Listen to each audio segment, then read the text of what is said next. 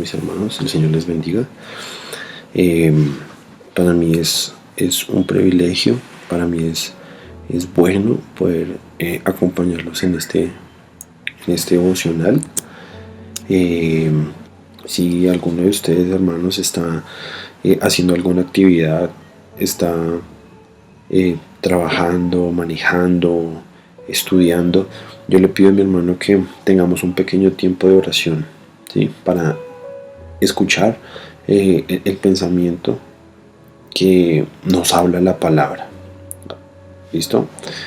Cerremos nuestros ojos, mis hermanos. Amado Padre, bendito Señor, te damos gracias. Gracias, Señor, porque nos permites poner nuestros pies una vez más.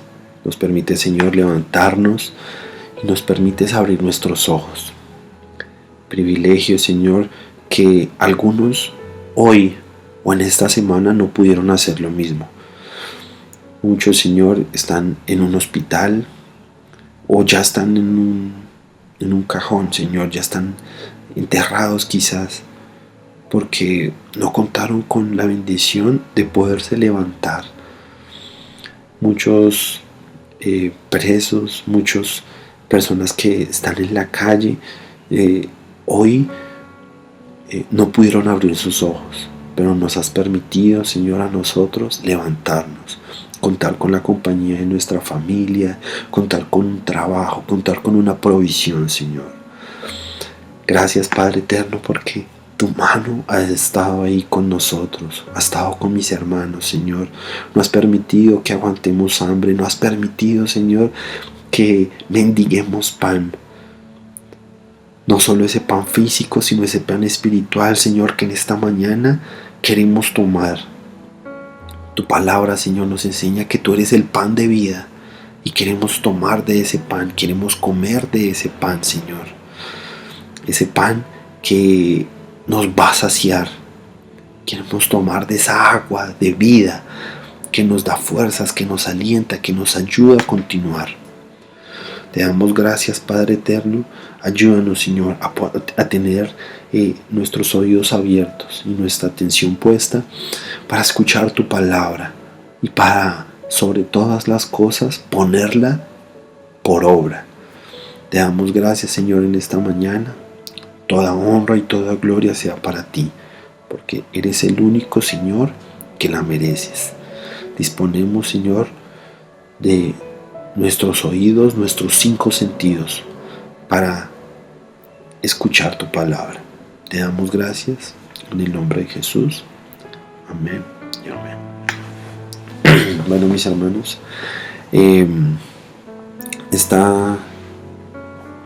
este pensamiento yo le quise poner un nombre como para centralizar la enseñanza. El nombre que le coloqué es las apariencias y la justicia. Y para entrar en materia, yo quisiera que me acompañaran al libro de Primera de Samuel 16. Vamos a leer del 1 al 7, pero nos vamos a enfocar más que todo en el versículo 7. Y dice así, Primera de Samuel 16:1.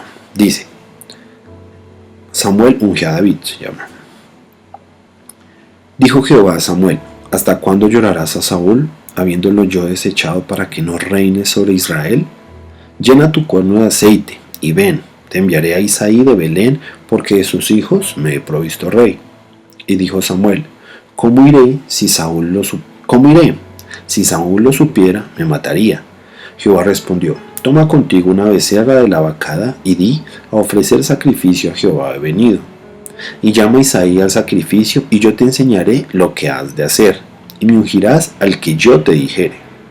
Hizo pues Samuel como le dijo Jehová, y luego que él llegó a Belén, los ancianos de la ciudad salieron a recibirle con miedo y dijeron, ¿es pacífica tu venida? Él respondió, sí, vengo a ofrecer sacrificio a Jehová. Santificaos y venid conmigo al sacrificio. Y santificando él a Isaí y a sus hijos, los llamó al sacrificio. Y aconteció que cuando ellos vinieron, él vio a Eliab y le dijo: de cierto delante de Jehová estás ungido. Y Jehová respondió a Samuel: no mires a su parecer, ni a lo grande de su estatura, porque yo lo desecho. Porque Jehová no mira lo que mira el hombre, pues el hombre mira lo que está delante de sus ojos, pero Jehová mira el corazón. Yo quisiera que nos fijáramos, para empezar, en ese versículo, en el versículo 1. Dios le dice a Samuel: ¿hasta cuándo llorarás a Saúl, habiéndolo yo desechado para que no reine sobre Israel? Si a usted le queda fácil, mi hermano, devuélvase al capítulo 10 y vamos a leer del versículo 22 al 24 y vamos a entender la razón de por qué Samuel tiene como esa tristeza, como coloquialmente le decimos nosotros, como ese guayabo, ¿cierto? Dice versículo 22 del capítulo 10: preguntaron pues otra vez a Jehová si aún no había venido allí aquel varón. Estaba hablando de Saúl, ¿cierto? Y respondió Jehová: he aquí que él está escondido entre el bagaje. Entonces corrieron y lo trajeron de allí, y puesto en medio del pueblo, desde los hombros arriba, era el más alto que todo el pueblo. Y Samuel dijo a todo el pueblo: ¿habéis visto al que ha elegido Jehová, que no hay semejante a él en todo el pueblo? Entonces el pueblo clamó con alegría diciendo: ¡viva el rey! Yo también lo tengo en otras versiones, y en estas dos versiones me llama la atención que Samuel se siente como exaltado de haber encontrado, de que ya hay un primer rey para Israel, ¿cierto? En la Nueva Versión Internacional dijo entonces Samuel a todo el pueblo: miren al hombre que el Señor ha escogido, no hay nadie como él en todo el pueblo. Y en la versión Dios habla hoy lo dice: ya vieron que el Señor ha escogido, ya vieron al que el Señor ha escogido como rey. No hay un solo israelita que pueda compararse con él. ¡Viva el rey!, respondieron los israelitas.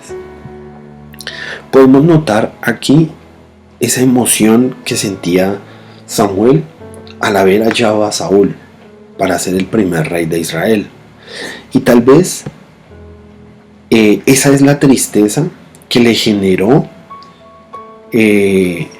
o que tenía Samuel, de la que se refiere el primer versículo del capítulo 16, porque Samuel él se sintió exaltado, él vio en Saúl esas características de un líder, esas características físicas que debería tener un líder. Era hermoso, era grande, como lo podemos leer ahí, y en el versículo, y en primera de Samuel 9, habla características de Saúl, ¿cierto? Y habla de su belleza, habla de que era muy alto, ¿cierto? Físicamente, Saúl tenía todas las características para ser rey. Era puesto, ¿cierto? Y tal vez lo que pasa en el versículo 6 del capítulo 16 de primera de Samuel es que Samuel vio como un segundo Saúl en Eliab, ¿cierto? Y ahí es donde en el versículo 7 Dios le dice a Samuel: no mire su parecer. Eliab tenía esa misma belleza, esa misma contextura, esas mismas características que tenía Saúl. Y por eso él puso su mirada en él, ¿cierto? Tal vez, y adelantándonos un poquito, él se hubiera visto de primerazo a David, él hubiera dicho: este pelado va a ser rey, está muy joven, o es un niño, o porque según la época, según el momento, David tenía de 10 a 15 años en ese entonces. Y tal vez eso era lo que de alguna manera Saúl veía, de que era un hombre tal vez con experiencia, a diferencia de David. tenía madurez, tenía una contextura para poder manejar una armadura y poder defender a su pueblo. En el versículo 7 nos podemos dar cuenta cómo Dios le dice a Samuel que se equivocó, que se está fijando en lo que no se debe fijar. ¿Y cuántas veces a nosotros nos ha pasado que emitimos juicios frente a otras personas, ya sean personas de la iglesia o personas alejadas de la iglesia, que nosotros los vemos y tomamos un juicio o decimos algo, ¿cierto? Yo creo que a todos nos ha pasado, a mí en varias ocasiones, eso que llaman la primera impresión nos hace emitir juicios o nos hace decir algo acerca de alguien. Emito el juicio acerca de una persona por su manera de vestir, por su manera de hablar, por cómo está, y ya después que uno lo conoce o que uno ve, tanto para bien como para mal, uno se da cuenta de que se dejó llevar por esa primera impresión, por lo que vio, ¿cierto? Volviendo al capítulo y ya centrado en el versículo 7, aquí podemos notar como un versus, ¿sí? Como el pensamiento del hombre versus el pensamiento de Dios, ¿cierto? O la manera que actúa el hombre y la manera que actúa Dios. Y podemos ver que en cuanto al hombre, no solo nos damos cuenta el error que cometió Samuel, siendo un profeta, ¿cierto? Alguien que estaba constantemente en comunión con Dios y que Dios le hablaba, ¿cierto? Nosotros cuando vamos a mercar, nosotros vamos a hacer mercado, ¿cierto? Y nosotros vemos tal vez las frutas o vemos las verduras, y si nosotros cogemos una fruta y que está de pronto en un estado externo en la cual se ve magullada, se ve maltratada, y vemos otra en buen estado, pues evidentemente nosotros vamos a coger la que está en un mejor estado, ¿cierto? Porque a la par vamos a decir, pueden valer lo mismo, pero puedo llevar la que está, sí, mucho mejor tomo esta, ¿cierto? Pero Dios no hace eso. Dios lo que hace es, sin importar usted sea alto, sea bajito, ¿cierto? Él no hace distinción. Para él todos somos iguales, ¿cierto? Y él no mira cómo nosotros estamos físicamente. Lógico que la palabra nos enseña, en algunas porciones de la palabra, que nosotros debemos estar decorosos delante de él, ¿cierto? Pero no es su primer vista o su esencia, él no la basa en lo que usted es por fuera, sino en lo que usted es por dentro, en su corazón. Lucas 6:45 nos dice: el hombre bueno del buen tesoro de su corazón saca lo bueno, y el hombre malo del mal tesoro de su corazón saca lo malo, porque la abundancia del corazón habla la boca. Así somos nosotros. Nosotros, de lo que hay en nuestro corazón, nosotros actuamos.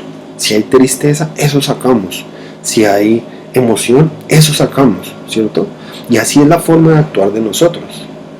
Yo quisiera que leyéramos otra porción de la palabra, y está en Lucas 6, de 70 y 71. Vamos a ver otro ejemplo en la palabra de cómo el hombre tiene puesto sus ojos no en el corazón, sino en las apariencias o en otras cosas, ¿cierto? Vamos a leer el versículo en Juan 6, del 70 y 71, que son los dos últimos versículos de ese capítulo. Y dice: Jesús le respondió: ¿no he escogido yo a vosotros los 12 y uno de vosotros es diablo? Hablaba de Judas Iscariote, hijo de Simón, porque este era el que le iba a entregar, y era uno de los 12. Aquí yo infiero que ellos no entendían o no entendieron o pasaron desapercibido lo que Jesús les dijo en el versículo 70, ¿sí? Y esto que dice el versículo 70 va ligado con lo que dice Juan 13:21. Y en Juan 13:21 dice: habiendo dicho Jesús esto, se conmovió en espíritu y declaró y dijo: de cierto os digo, que uno de vosotros me va a entregar. Van ligados estos dos versículos. ¿Por qué? Porque antes de que Jesús fuera explícito y dijera que uno de ustedes me va a entregar, Él ya había dicho que entre vosotros había uno que era diablo, ¿sí? Refiriéndose a que uno lo iba a traicionar. Yo infiero que los discípulos no entendieron, y después Jesús lo tuvo que decir explícitamente: uno de ustedes me va a entregar. Basándonos en 1 Samuel 16, donde el hombre, nos podemos dar cuenta de que el hombre se fija en las apariencias, pero Dios mira el corazón. Aquí podemos ver cómo Jesús, aún antes de que lo traicionara Judas, Él ya conocía el corazón de Judas. Pero los discípulos, por más que estaban con el Señor, no veían lo que Jesús veía, ¿cierto? Tal vez ellos veían un discípulo más. Igual Jesús amaba a Judas, o amó a Judas, como amó a cada uno de los demás discípulos, ¿cierto? Los hombres, los discípulos no pudieron ver lo que Jesús se veía. Y Jesús, aún sabiendo lo que iba a pasar, no rechazó a Judas, sino que por el contrario lo trató como uno más de sus discípulos. Aquí ya lo vemos enfocado a Jesús, y en 1 Samuel 16 lo vemos enfocado al hombre, ¿cierto? Ahora, ¿qué nos dice la palabra acerca de las apariencias y la justicia? Yo quisiera que me acompañaran a Juan 7:24. Juan 7:24 nos dice: no juzgues según las apariencias, sino juzgad con justo juicio. En la otra versión, en la nueva versión internacional dice: no juzguen por las apariencias, juzguen con justicia. Y quisiera que leyéramos Santiago 2, del 1 al 4. Y dice: hermanos míos, que vuestra fe en nuestro glorioso Señor Jesucristo sea sin acepción de personas. Porque si en vuestra congregación entra un hombre con anillo de oro y con ropa espléndida, y también entra un hombre pobre con vestido andrajoso, y miráis con agrado al que trae ropa espléndida, y decís: siéntate tú aquí en buen lugar, y decís al pobre: estate tú allí en pie, o siéntate aquí abajo de mi estrado, no hacéis distinciones entre vosotros mismos, y venís a ser jueces con malos pensamientos. La palabra de Dios nos demanda que no juzguemos por lo que vemos. Pidámosle a Dios el discernimiento y la sabiduría para saber tomar juicios correctos. ¿Qué hubiera pasado si Samuel se hubiera dejado llevar por la apariencia y no hubiera hecho lo que Dios le mandó? ¿Esto qué nos enseña? Que nosotros siempre debemos pedir la guianza de Dios, ¿sí? Que nosotros estemos constantemente pidiéndole al Señor que no nos fijemos en las apariencias. Y muchas veces las apariencias no son solo de las personas. Hay momentos o hay situaciones en que todo pareciera estar bien, ¿cierto? Probablemente alguien esté pasando por un momento económico bueno y todo aparente estar bien, ¿cierto? Y los negocios que está haciendo se están dando, los planes que está haciendo se están dando, ¿cierto? Pero no nos deberíamos dejar llevar por la apariencia de que todo está bien, o tal vez de que quiero hacer un negocio y pinta bien, como coloquialmente se suele decir, ¿cierto? Pero, ¿qué piensa el Señor de eso que pinta tan bien, de eso que se ve tan bien, de eso que se ve tan atractivo, que se ve que va a dar fruto, ¿cierto? ¿Es lo correcto delante del Señor? ¿Es lo que está bien? En ese caso, nosotros deberíamos buscar al Señor y preguntarle, ¿cierto? Como tal vez David lo hacía antes de enfrentar las batallas, y él le preguntaba: Señor, ¿me darás la victoria? ¿Cierto? Asimismo nosotros deberíamos preguntarle: Señor, ¿es correcto esto que pinta también, esto que se ve, que aparentemente es bueno? ¿cierto? Y que nosotros podamos tener el oído que tenía Samuel de escuchar lo que Dios le decía, si era o si no era, ¿cierto? Esta palabra nos invita a que nosotros dejemos de andar a la velocidad, ¿sí? A la rapidez, y de que estemos como atentos a cada paso que demos, a cada acción que vayamos a hacer, y pensemos si nos estamos fijando en lo que nos deberíamos fijar, en lo que Dios dice, o nos estamos dejando llevar por las apariencias y lo que nosotros como humanos, como carne, vemos. ¿Listo? Yo le pido que cerremos los ojos, porque nos podemos dar cuenta de una razón más por la cual deberíamos orar, ¿cierto? Amado Padre, bendito Dios, te damos gracias, Señor, en esta mañana. Señor, nos has recordado la importancia de no hacer juicios apresurados, de no basarnos en lo que vemos o en la carne o en lo que pareciera ser. Ayúdanos, Señor, a buscarte, a tenerte presente en cada decisión de nuestras vidas y en cada juicio que hagamos. Señor Jesús, necesitamos día a día más de ti, acercarnos más a ti. Y es para nosotros muchas veces un reto, es muchas veces para nosotros difícil guiarnos por lo que tú dices, porque a veces nuestra carne, nuestra emoción nos gana y nos hace tomar decisiones apresuradas con base a lo que vemos. Ayúdanos, Señor, a escudriñar tu palabra y a encontrar en ella, Señor, esas respuestas, esa voz tuya que nos guía, que nos ayuda a no dejarnos guiar por lo que parece ser, sino que podamos hacer tu voluntad y hacer lo correcto, Señor, porque sabemos de que nosotros fallamos, de que nosotros nos equivocamos, pero contamos con un Dios grande, todopoderoso, omnipotente y omnisciente, del cual, si nos agarramos, sabemos que iremos a la fija a donde deberíamos ir, que no va a ser difícil, que va a ser complejo, que va a ser tal vez un camino con dificultades, pero sabremos que al final